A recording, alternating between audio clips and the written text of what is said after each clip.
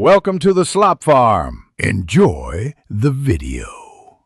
You start by cutting power and grounding yourself. Static kills components. Once unplugged, remove the card or verify seated connectors and record the exact GPU model and driver version so you know what to target.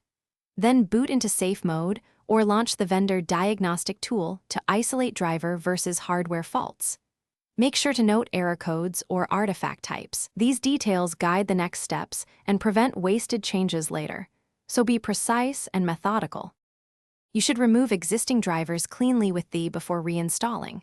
That prevents corrupt remnants. Once done, install the latest WHQL or a known stable driver and cross-check GPU vBIOS and motherboard BIOS for recommended updates.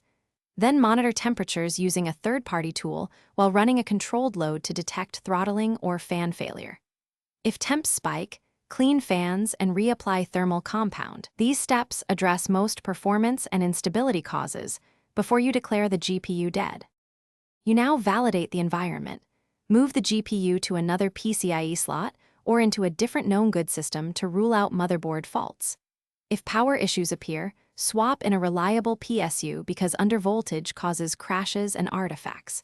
When physical damage or persistent artifacts remain after these tests, prepare for RMA or professional repair.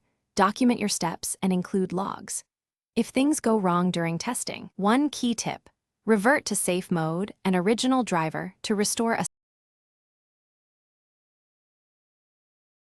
Thanks for watching.